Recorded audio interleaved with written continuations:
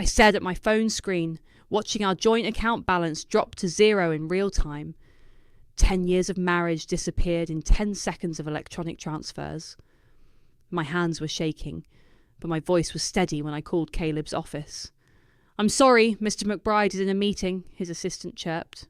The same assistant who'd been helping him book business trips with his mistress for the past 6 months. "My name is Melina, and this morning I became a financial hostage in my own marriage." But Caleb had no idea he'd just activated a trap I'd spent months preparing. "Tell him his wife called about the empty account," I said, then hung up. I walked to our home office, my office now, and pulled out the laptop he thought I only used for my cute little remote job. The front door slammed exactly 17 minutes later. Caleb stormed in, designer suit perfectly pressed, silver tie gleaming like the wedding band he still wore. "You're making a scene," he snapped, loosening his tie. "I told you I'd be managing our finances from now on. You're too emotional with money." I leaned back in my chair, forcing myself to maintain eye contact. $300,000, Caleb. That's not management. That's theft. "Don't be dramatic." He rolled his eyes, the same expression he'd used when I questioned his late nights, his hidden phone calls, his growing coldness. "I'm protecting our assets. Your little work-from-home consulting gig barely covers groceries. Someone needs to make real decisions here." "Real decisions?" I clicked open a spreadsheet. "Like the decision to charge double commissions to the Henderson portfolio, or the decision to redirect Mrs. Watson's retirement fund?" His face flickered, just for a second, before the smooth mask returned. "You're confused. This is exactly why you shouldn't be looking at complex financial documents." "I'm a financial analyst, Caleb. Or did you forget that while you were busy explaining basic math to me at dinner parties?" He stepped closer, towering over my desk. "If you think you can threaten me, I'm not threatening anything. I'm just asking about our account." I smiled, the way he'd taught me to smile at his work functions. Pretty, pleasant, empty. "This conversation is over." He grabbed his keys. "I'll be staying at the Marriott. Call me when you're ready to be reasonable." "The Marriott?" I raised an eyebrow. "Not Teresa's place?" He froze in the doorway. When he turned, his handsome face was ugly with rage. "You've lost your mind. I'm done with your paranoid accusations. Goodbye, Caleb." After his car roared away, I sat in silence for exactly 3 minutes. Then I opened my bottom drawer and pulled out a red file labelled, "Just in case, Caleb Fraud." Inside were 6 months of transaction records, screenshots, and recorded conversations that would burn his world to ashes. My phone buzzed. Sydney calling. My best friend since college, now a paralegal who'd helped me gather intelligence on Caleb's creative accounting. "He did it?" she asked without preamble. "Cleaned out the account, just like you predicted." "That arrogant bastard," she paused. "Are you okay?" I touched the file on my desk. "I'm better than okay. I'm ready." "Melina?" Sydney's voice softened. "We can still do this legally. File for divorce. Let the courts..." "The courts?" I laughed. "Like when his brother Walker tried to sue him. Caleb buried him in legal fees, destroyed his reputation, then testified against him. No, this needs to be perfect. Untraceable." "The evidence is solid," Sydney confirmed. "But once we start..." "I know." I stood up, walking to the window where I could see the last traces of Caleb's tyre marks on our driveway. "Once we start, there's no going back." "And you're sure?" I thought about the nights I'd cried myself to sleep while he was with Teresa. The times he'd called me crazy for questioning his stories. The way he'd gradually isolated me from friends, family, even my own mother, who'd warned me about him years ago. "He thinks he left me broken," I said, opening my laptop. "But I'm already halfway through cracking his empire. He just gave me the final reason to push the button." "Then let's burn it all down," Sydney said. "I'll see you tomorrow at the office. We'll start with the Henderson files." After hanging up, I pulled up my email and began composing a message to Wallace & Meyer Financial's compliance department. Anonymous, of course. Just a concerned citizen noting some irregularities in certain client accounts. Caleb always said I was bad with numbers, too emotional to understand high finance. But he never noticed how carefully I counted his lies, calculated his weaknesses, and compiled the evidence that would destroy everything he'd built. I hit send on the email, then poured myself a glass of the expensive wine he'd bought for Teresa's last visit. It was time to show my husband exactly how good at math I could be. 3 weeks before Caleb drained our account, I was already deep into his paper trail. The signs had been there for months, expensive gifts appearing in our house that disappeared days later, mysterious cash withdrawals and client complaints that never made it to the official records. "Look at this," Sydney said, spreading documents across her dining room table. "Every time Caleb handles a major portfolio transfer, there's a matching deposit to this offshore account." I leaned closer, studying the numbers. "And the amounts?" "Always just under the reporting threshold." She tapped her screen. "He's smart, I'll give him that. But he got sloppy with the Henderson account." My phone buzzed. An Instagram notification. Teresa, Caleb's not-so-secret mistress, had posted another photo from their business trip to Cabo. Her perfectly manicured hand holding a champagne flute, diamond bracelet catching the sunset. The same bracelet I'd found in our bedroom last month, before it mysteriously vanished. "That bracelet cost $40,000, I said, showing Sydney the post. "Guess whose retirement fund paid for it? Mrs. Watson's?" Bingo! A soft knock at the door made us both jump. Camilla, a junior associate from Wallace & Meyer, slipped in quietly. Her face was drawn with worry. "I can't stay long," she said, pulling out a USB drive. "But you need to see this. Caleb's been double-billing clients for years. The compliance department is starting to ask questions." I took the drive, our fingers brushing. "Thank you, Camilla. I know this is risky for you." She shook her head. "I used to admire him, you know. Then I saw how he treated the Watson account. That woman lost everything." "Not everything," I said. "Not yet." My phone buzzed again. Caleb this time. "Working late. Don't wait up." Sydney snorted. "Working late at Teresa's place, more like." I opened my laptop, plugging in Camilla's drive. Let's see what else he's been hiding. The files painted a clear picture. Caleb wasn't just padding his accounts, he was systematically destroying client portfolios to fund his double life. Each transaction was carefully masked, but the pattern was undeniable. "Look at this!" Camilla pointed to a series of transfers. "He's not just stealing, he's setting up fall guys in case he gets caught." "Who?" "Junior associates mostly, people who can't defend themselves." She swallowed hard. "People like me." Sydney straightened, her legal instincts kicking in. "We need to move faster. If compliance is already suspicious..." "No," I cut in.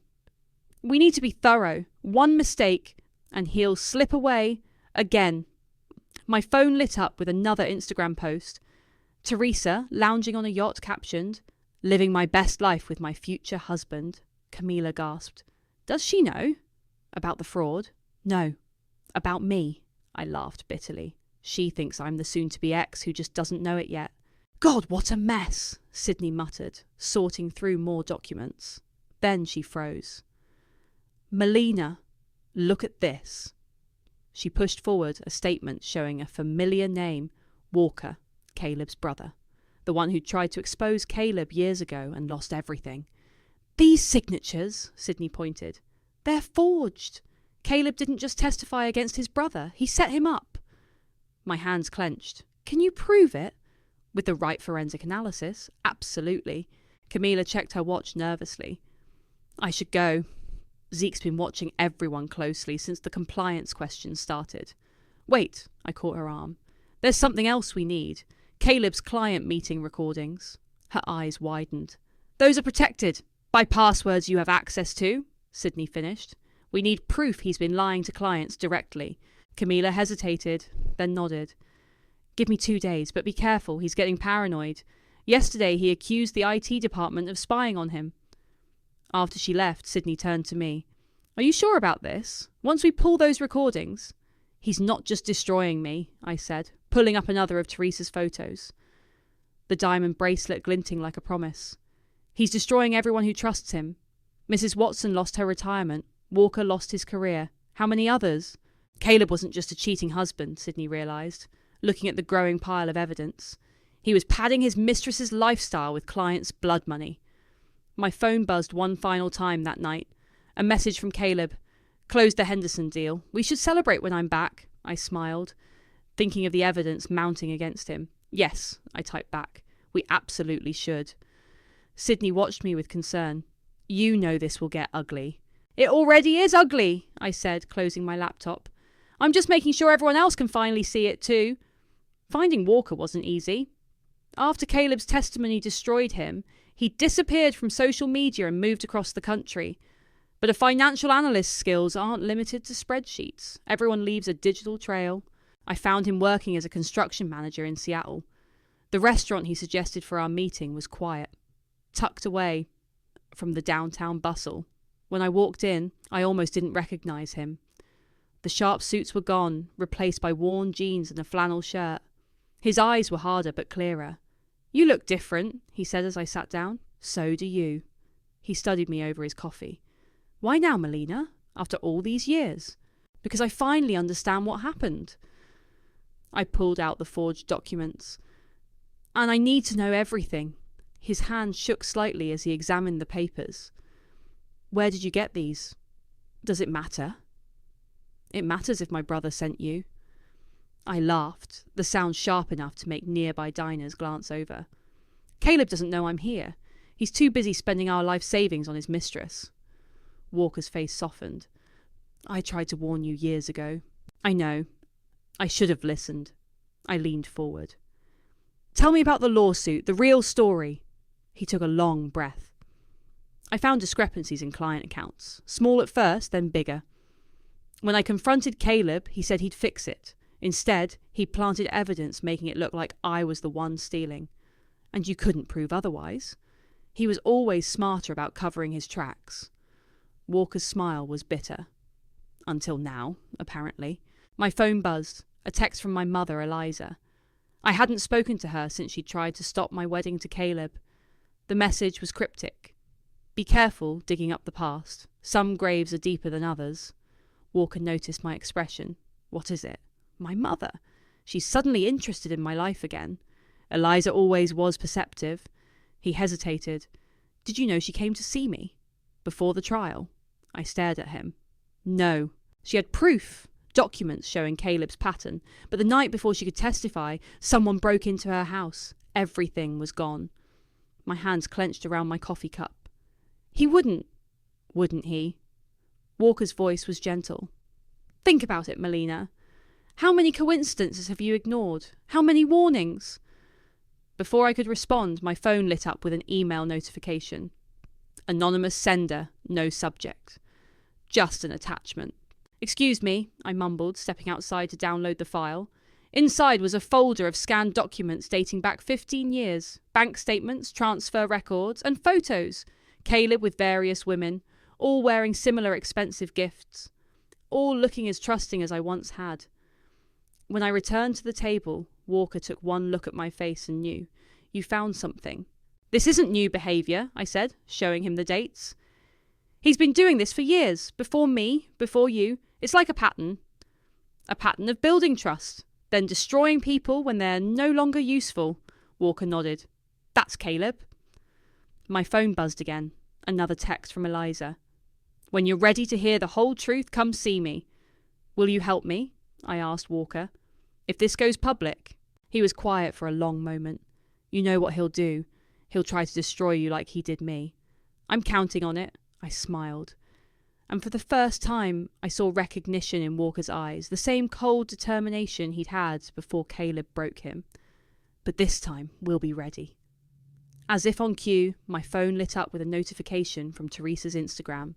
She was showing off another new gift, a car this time. The caption read, "When your man knows exactly what you deserve." Walker glanced at the post. "Does she know she's not the first?" "She will." I stood up, gathering my things. "They all will. Melina." Walker caught my arm. "Be careful. Caleb's dangerous when he's cornered." "So am I." I handed him my card. "Stay in touch. This is going to get interesting." Back in my car, I finally opened the anonymous email folder completely. Behind the financial documents was a single video file. Security footage from Wallace and Myers' parking garage. It showed Caleb meeting with someone the night before Walker's trial. Someone handing him keys that looked exactly like the ones used to break into my mother's house. My phone rang. Sydney. "You need to get back here," she said, without preamble. "Camila found something big. And Melina, it's worse than we thought." I started the engine, watching Seattle's rain blur my windshield. "I'm on my way." And Sydney, tell Camilla to make copies of everything. Multiple copies. Already done. She paused. Are you okay? I thought about Walker's haunted eyes, my mother's warnings, and the growing evidence of Caleb's decades-long pattern of destruction. No, I said honestly. But I will be. Once he loses everything. Just like he made us lose everything. The compliance department at Wallace & Meyer received my anonymous package on a Tuesday morning. By Tuesday afternoon, the entire office was buzzing with whispers. I knew because Camilla kept texting me updates from inside. Zeke just called an emergency meeting, her message read. Caleb looks nervous. I was sitting in Sydney's office, watching the chaos unfold through the building's windows across the street. How nervous? He's sweating through his Armani. Sydney looked up from her laptop. The board members are arriving, all of them. My phone buzzed again. Caleb this time. We need to talk. Something's happening at work. I showed Sydney the message. She raised an eyebrow. He's reaching out already? Must be scared. Good, I typed back. I'm busy with work. Maybe later. Another text from Camilla. They found the Henderson discrepancies. Zeke is furious. I remembered Zeke Meyer. Cold, calculating, obsessed with the firm's reputation. He'd promoted Caleb repeatedly, ignoring rumours of impropriety. Now those decisions were coming back to haunt him. Melina, Sydney's voice was urgent. Camilla's in trouble. I looked at her screen. A security camera feed showing Camilla being escorted to HR. Her face was pale, but her back was straight. They caught her downloading files, Sydney explained. She's being questioned. My hands clenched. We need to... No. Sydney grabbed my arm. We can't expose ourselves, not yet. Camilla knew the risks. My phone lit up with a series of rapid messages. Camilla. They're suspending me. Camilla. Caleb accused me of corporate espionage. Camilla. Don't worry. I already sent everything to Sydney. That sneaky bastard, Sydney muttered. He's trying to make her the scapegoat. I watched through the window as Camilla was escorted out of the building, carrying a box of personal items. She didn't look up at our window, but her message came through clear enough. Release it all. Now. Sydney's fingers flew over her keyboard, sending the complete dossier to every board member and major financial news outlet. It's done. Within hours, the story broke. Wallace & Meyer under investigation. Major fraud allegations surface. Caleb's name wasn't mentioned yet, but it would be soon. My phone exploded with notifications. Teresa. What's happening? Caleb's not answering my calls. Walker. It's starting. Be careful. Eliza. You've opened Pandora's box, daughter. And finally, Caleb again. Whatever you think you're doing, stop. You have no idea what you're playing with. I smiled at his transparent attempt at intimidation. I'm not playing anything, Caleb. I'm just watching. Sydney monitored the news feeds. Stocks dropping. The board's in emergency session. A new message from Camilla appeared. Zeke knows. He's reviewing all of Caleb's accounts personally. I stood by the window, watching the afternoon sun glint off Wallace & Meyer's glass tower. Somewhere up there, Caleb was sweating, scrambling, probably deleting files. But we already had copies of everything. Melina. Sydney's voice was soft. Are you ready for what comes next? Once this goes public, there's no going back. I thought about Camilla, sacrificing her job to expose the truth. About Walker, rebuilding his life from scratch. About my mother, whose warnings I'd ignored for too long. I'm ready. I turned from the window. How long until... My phone rang. Unknown number. When I answered, a familiar cold voice spoke. Mrs. McBride, this is Zeke Meyer. We need to talk about your husband's activities at our firm. I put the phone on speaker. Of course, Mr. Meyer. I'm just as concerned as you are about these allegations. Are you? His tone was arctic. Because some of these documents seem to have come from inside your home office. That's interesting. I kept my voice steady. Have you asked Caleb about the Henderson portfolio or Mrs. Watson's missing retirement fund? Silence. Then, you understand this conversation never happened. Of course. I smiled at Sydney. I'm just a concerned wife after all. After hanging up, Sydney whistled. He's cutting Caleb loose. Just like Caleb did to Walker, to Camilla, to everyone who trusted him. I checked my watch. How long until the major news networks pick this up? Hours, maybe less, Sydney's computer pinged. Look, Caleb's trying to access his offshore accounts. They're frozen. My phone buzzed one final time that day. A message from Teresa. The IRS just contacted my office. What did you do? I didn't respond. Instead, I watched the sun set behind Wallace and Myers Tower, imagining Caleb's face as his carefully constructed world began to crumble. Sydney, I said quietly, send the video footage to the board, the one from the night before Walker's trial. She nodded, understanding. Time to burn it all down. Time to burn it all down. The Starbucks was crowded when Caleb walked in, his usual confident stride now stiff with tension. He'd insisted on meeting in public, probably thinking I wouldn't make a scene. He was right, but not for the reasons he assumed. You look tired, I said, as he sat down, noting the wrinkles in his usually pristine suit. Cut the small talk, Melina. He leaned forward, voice low. What do you think you're doing? Having coffee? I sipped my latte. You're the one who wanted to meet. The compliance investigation. His knuckles whitened around his untouched cup. The anonymous tips, the media leaks, you're behind it. I raised an eyebrow. That's quite an accusation, especially from someone who just emptied our joint account. I did that to protect us.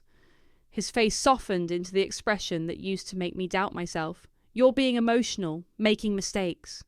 If you keep poking around, the legal fees alone will destroy you. A notification lit up my phone. Teresa posting another vacation photo. I turned the screen so Caleb could see it. Nice bracelet she's wearing. Isn't that the one you bought with Mrs. Watson's retirement fund?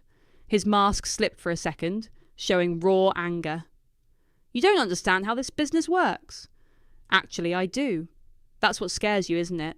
Before he could respond, both our phones buzzed with breaking news alerts.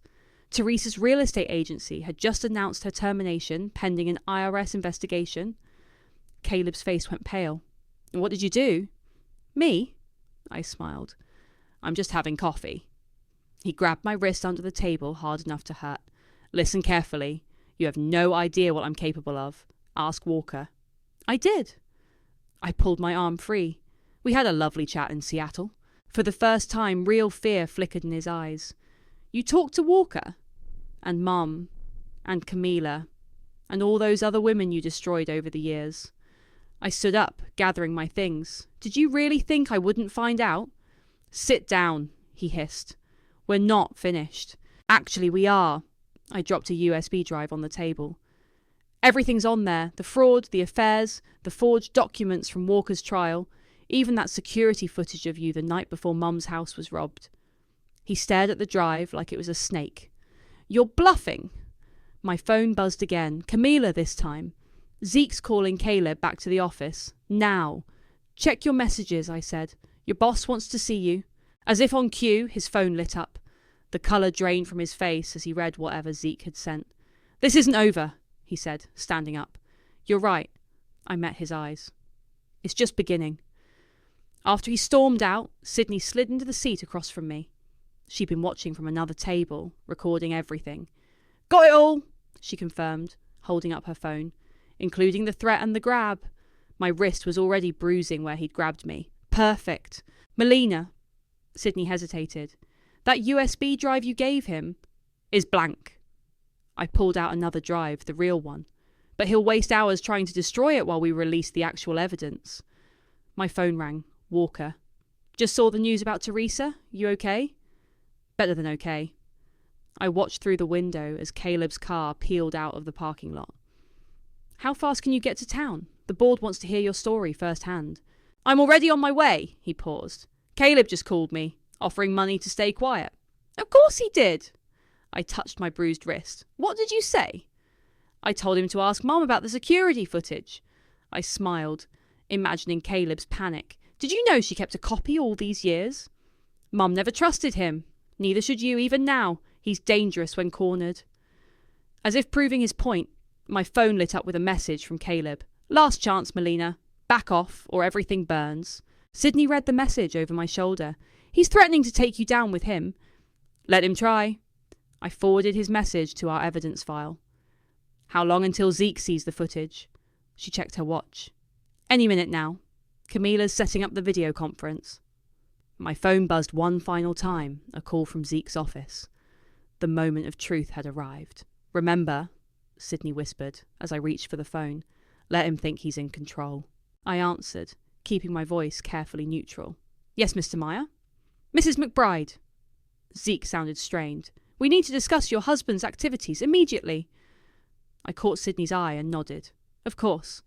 I have some concerns to share as well. The trap was set. Now it was time to watch Caleb walk right into it. The Wallace and Meyer boardroom felt like a courtroom the morning everything fell apart. I watched through the security feed Sydney had accessed as Caleb strode in confidently for his presentation. He didn't know the board had already seen everything. He's still smiling, Sydney muttered, watching over my shoulder. Not for long. Zeke sat at the head of the table, his face carved from stone. The other board members wore similar expressions as Caleb began his PowerPoint about quarterly projections. My phone buzzed. Camilla. Package delivered to Zeke's assistant. It's happening. Right on cue, Zeke's assistant entered the boardroom, carrying a thick manila envelope. The security feed had no audio, but we didn't need it. The moment Zeke opened the envelope, Caleb's presentation stuttered to a stop. Look at his face, Sydney whispered. He knows. We watched as Zeke stood up, distributing copies to each board member. Caleb's confident smile cracked as identical expressions of disgust and anger appeared around the table. Mrs. McBride, Zeke's voice came through my phone, which I'd kept on silent. Are you still there? Yes, Mr. Meyer. Please come to the office. Bring your legal representation. I glanced at Sydney, who was already gathering her briefcase. We're on our way. The elevator ride to the executive floor was silent. When the doors opened, we could hear Caleb's raised voice from down the hall. This is ridiculous. I've made this company millions. We entered the boardroom just as he was jabbing his finger at the evidence spread across the table. He froze when he saw me, then his eyes narrowed at Sydney. What is she doing here? I'm Mrs. McBride's attorney, Sydney said smoothly, placing her briefcase on the table, and I believe you've seen our evidence package. Evidence? Caleb laughed, but it sounded hollow. You mean these fabricated documents? Including the security footage? Zeke's voice could have frozen hell.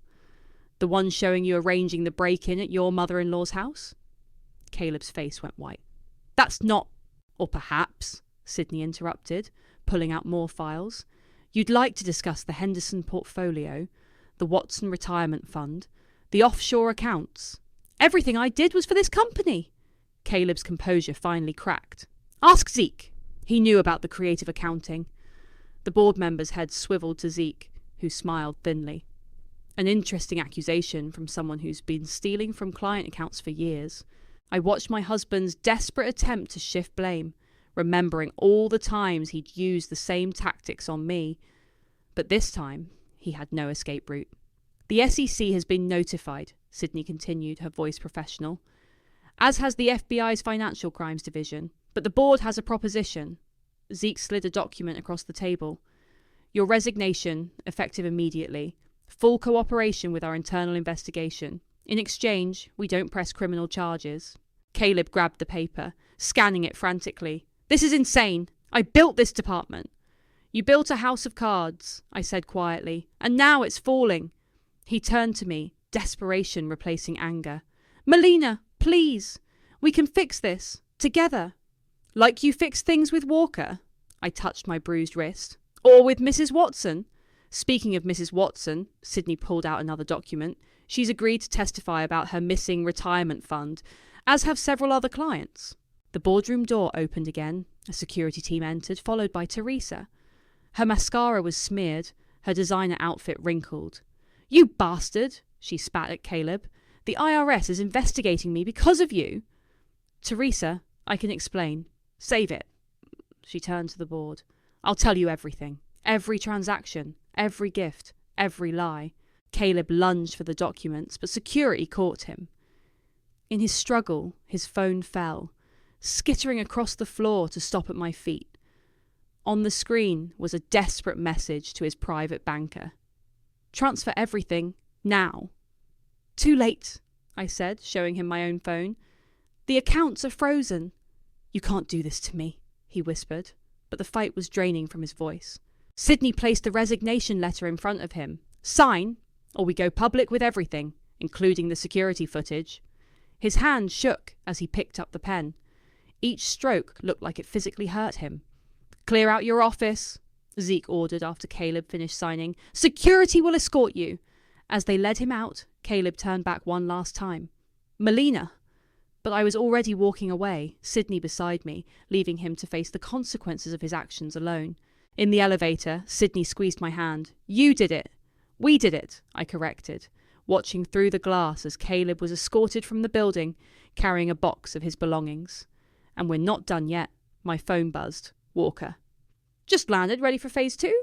I smiled, thinking of all the evidence we still held back. Absolutely ready. The media explosion hit exactly as planned. I watched from my office as every major financial network ran the story. Wallace and Meyer executive accused of massive fraud. Caleb's face was everywhere, along with terms like systematic theft and criminal investigation. My phone hadn't stopped buzzing since dawn. Reporters, old clients, even Teresa's lawyer. But the message that caught my attention came from my mother. It's time we talk. Come home. I hadn't been to her house since the break-in years ago. Nothing had changed. Same neat garden, same worn welcome mat. She opened the door before I could knock. You look tired, she said, leading me to the kitchen. I'm fine. Are you? She poured coffee into my old favourite mug. I saw the news. Everyone has. My phone lit up with another headline. Former Wallace and Meyer star trader faces federal investigation. Below was a photo of Caleb being escorted into the FBI building. He's finished, I said, showing her the screen. And how does that feel? Before I could answer, my phone rang. Sydney. Turn on channel 7. Now. Mom grabbed the remote. On screen, Walker stood at a podium, looking straight into the camera. My brother didn't just steal money. He destroyed lives, including mine. Today, I'm here to tell the whole story. Brave boy, Mom murmured.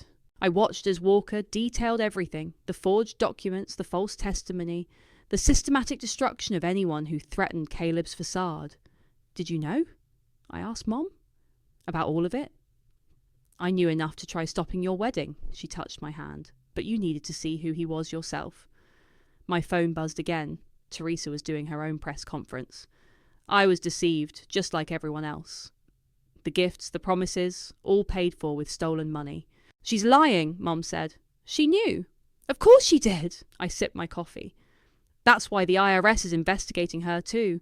The headlines kept coming. Multiple victims come forward. Pattern of fraud spans decade. Federal charges expected. Each one another nail in Caleb's coffin. Then came the message I'd been waiting for from Camila. Zeke just threw Caleb under the bus, claiming total ignorance of fraud, board backing him up. Perfect, I texted back. Keep the last file ready. Mom read the exchange over my shoulder. There's more. There's always more. I showed her the hidden file on my phone, proof of Zeke's knowledge and involvement, just waiting for the right moment. You've changed, she said quietly. Had to. My phone rang. An unknown number. Caleb's lawyer.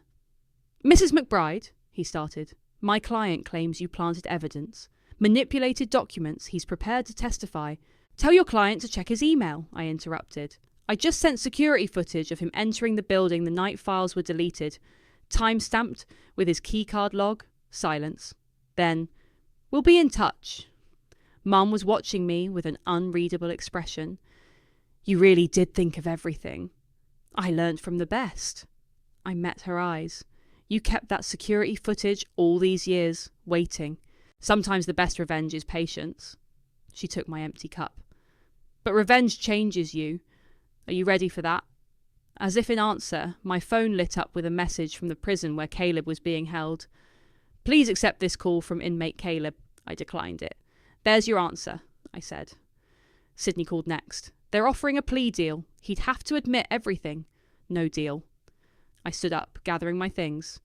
Let him face a jury. Melina? Mum caught my arm. What happens now? I showed her the email I'd been drafting, a business plan for a financial consulting firm specialising in helping women escape financial abuse. Now I help others spot the Calebs of the world before it's too late.